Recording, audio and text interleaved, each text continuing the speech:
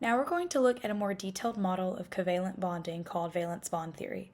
Covalent bond formation, according to the Lewis theory, is very useful because it can provide a visual, easy-to-read map of how atoms will share electrons to achieve stable configurations.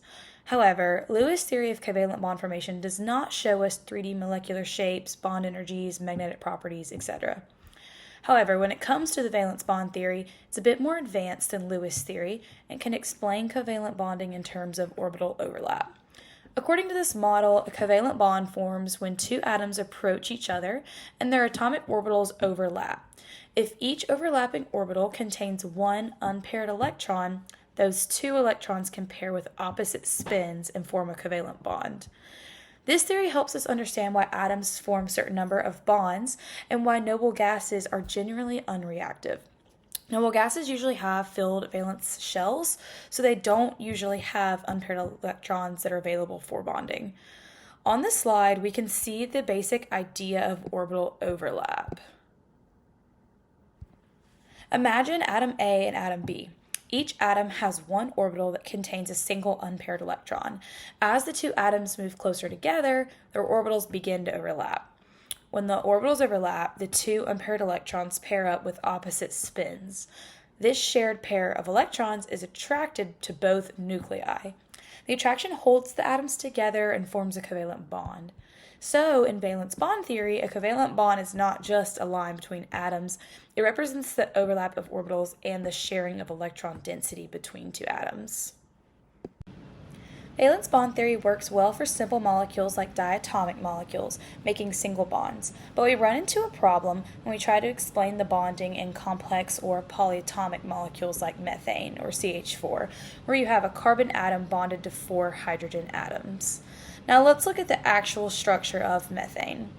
Experiments show that methane is highly symmetrical. All 4 CH bonds are identical, and the HCH bond angles are about 109.5 degrees. This arrangement is called tetrahedral geometry. The important point is that all 4 CH bonds in methane have the same bond length and the same bond strength. If carbon used 1 pure s orbital and 3 pure p orbitals directly, we would not expect all 4 bonds to be equivalent, because s and p orbitals have different shapes and different energies. Therefore, the bonding in methane requires a new set of orbitals that are equivalent to each other. I'll discuss this concept more in the following slides.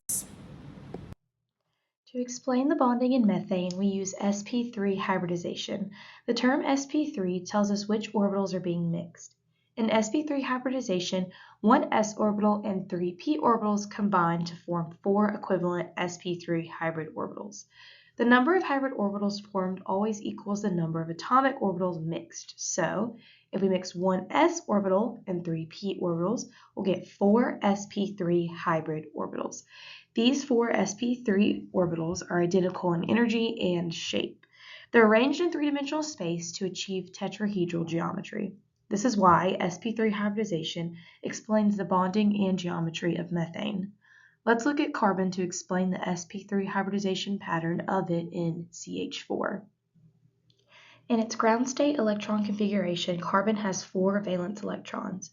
2 electrons are in the 2s orbital and 2 electrons are in the 2p orbitals.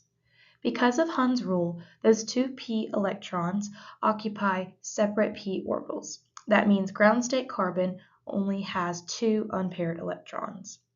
If we only use this simple picture, we would expect carbon to form only 2 covalent bonds, but experimentally, we know that carbon forms 4 equivalent CH bonds in methane. So there's a mismatch between the simple ground state orbital picture and the actual bonding in methane.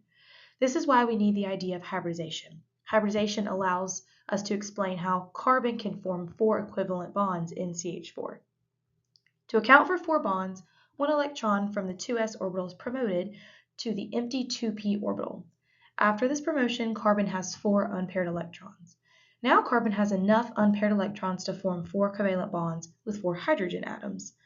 However, this still does not fully explain methane. After promotion, carbon has 1 electron in its s orbital and 3 electrons in p orbitals. These orbitals are still different from each other. So, promotion explains why 4 bonds can form, but it does not explain why all 4 CH bonds are identical. The 1,2s orbital and the 3,2p orbitals on carbon can mix together to form 4 new orbitals. These new orbitals are called sp3 hybrid orbitals.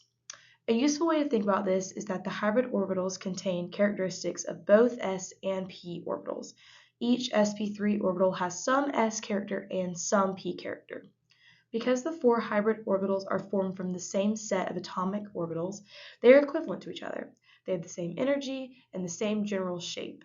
This is what allows carbon to form 4 equivalent bonds in methane. This slide also shows the energy picture for sp3 hybridization. Before hybridization, the 2s orbital is lower in energy than the 2p orbitals. After promotion, carbon has 4 unpaired electrons, but those electrons are still in different types of orbitals. During hybridization, the 1,2s orbital and 3,2p orbitals combine to produce 4 sp3 hybrid orbitals. These 4 sp3 orbitals are degenerate, which means they all have the same energy. Finally, let's look at the shape of sp3 hybrid orbitals. An sp3 hybrid orbital is not shaped exactly like a pure s orbital or a pure p orbital. Instead, it has a large lobe pointing in one direction and a much smaller lobe on the opposite side. When 4 sp3 hybrid orbitals form around a carbon atom, they arrange themselves as far apart as possible to minimize electron repulsion. This arrangement gives a tetrahedral geometry with bond angles of about 109.5 degrees. This is very important since the 4 sp3 orbitals are equivalent. Carbon can use them to form 4 equivalent sigma bonds with 4 hydrogen atoms. In methane, each sp3 orbital on carbon overlaps with a 1s orbital from hydrogen. This produces 4 identical CH sigma bonds. Therefore, sp3 hybridization explains 3 important features of methane. First, carbon forms 4 bonds. Second, all 4 CH bonds are equivalent. Third, the molecule has a tetrahedral shape with bond angles of about 109.5 degrees. So the main conclusion is that sp3 hybridization gives carbon the correct orbital arrangement needed to explain the observed structure of methane. Now that we have discussed sp3 hybridization in methane, let's move to another important type of hybridization, sp2 hybridization. The example we will use here is ethene, C2H4. Ethene contains 2 carbon atoms connected by a double bond. Each carbon is also bonded to 2 hydrogen atoms. So around each carbon atom there are 3 regions of electron density, 1 bond to the other carbon, and 2 bonds to hydrogen atoms. Because there are 3 regions of electron density around each carbon, the carbon atoms in ethene use sp2 hybridization. In sp2 hybridization, 1s orbital and 2p orbitals mix together to form 3 equivalent sp2 hybrid orbitals. The important point is that only 3 orbitals are hybridized. The p orbital is left unhybridized on each carbon atom. These 3 sp2 hybrid orbitals arrange themselves in a trigonal planar geometry with bond angles close to 120 degrees. So for ethene, each carbon is sp2 hybridized, and the atoms around each carbon lie in a flat trigonal planar arrangement. Ethene has a double bond between the 2 carbon atoms. A double bond is made of 1 sigma bond and 1 pi bond. The pi bond comes from the unhybridized p orbital on each carbon. These 2 unhybridized p orbitals overlap side by side above and below the plane of the molecule. This side-by-side overlap forms the pi bond. Therefore, the carbon-carbon double bond in ethene consists of 1 sigma bond and 1 pi bond. Now let's look more closely on how hybridized orbitals arrange in 3D space in ethene. Each carbon atom has 3 sp2 hybrid orbitals. These sp2 orbitals used to form sigma bonds. One sp2 orbital from one carbon overlaps head-on with one sp2 orbital from the other carbon. This forms the carbon-carbon sigma bond. The other 2 sp2 orbitals on each carbon overlap with the 1s orbital of hydrogen atoms. This forms the carbon-hydrogen sigma bond. So all the sigma bonds in ethene are formed using sp2 hybrid orbitals on carbon. Now let's look at the third type of hybridization, sp hybridization. The example we will use is ethine, C2H2, also known as acetylene. Ethine contains two carbon atoms connected by a triple bond. Each carbon is also bonded to one hydrogen atom. Around each carbon atom, there are only two regions of electron density. One bond to hydrogen, one bond to the other carbon atom. Because there are two regions of electron density around each carbon, the carbon atoms in ethine use sp hybridization. In sp hybridization, one s orbital and one p orbital mix together to form two equivalent sp hybrid orbitals. Since only one s orbital and one p orbital are used in hybridization, two p orbitals remain unhybridized on each carbon atom. The two sp hybrid orbitals arrange themselves in a straight line, giving a linear geometry with a bond angle of 180 degrees. So, in ethine, each carbon is sp hybridized and the molecule has a linear shape. But ethine has a triple bond between the two carbon atoms. A triple bond consists of one sigma bond and two pi bonds. The two pi bonds form from the two unhybridized p orbitals on each carbon atom. One pair of p orbitals overlaps side by side to form the first pi bond. The second pair of p orbitals overlaps side by side in a perpendicular direction to form the second pi bond. So the carbon-carbon triple bond in ethine contains one sigma bond and two pi bonds. Now let's examine how hybridized orbitals are arranged in 3D space in ethine. Each carbon atom has two sp hybrid orbitals. One sp orbital from one carbon overlaps head-on with one sp orbital from the other carbon. This forms the carbon-carbon sigma bond.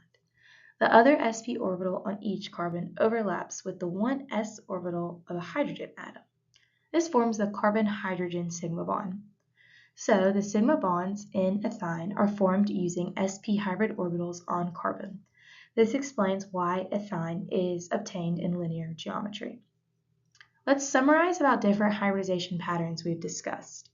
In ethane, carbon is sp3 hybridized. Carbon has four sp3 orbitals. The molecule is tetrahedral with bond angles close to 109.5 degrees. In ethene, each carbon is sp2 hybridized. Each carbon has three sp2 orbitals and one unhybridized p orbital.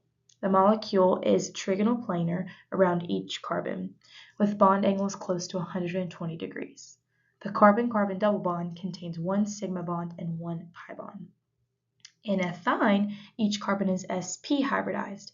Each carbon has two sp orbitals and two unhybridized p orbitals. The molecule is linear with a bond angle of 180 degrees. The carbon-carbon triple bond contains one sigma bond and two pi bonds.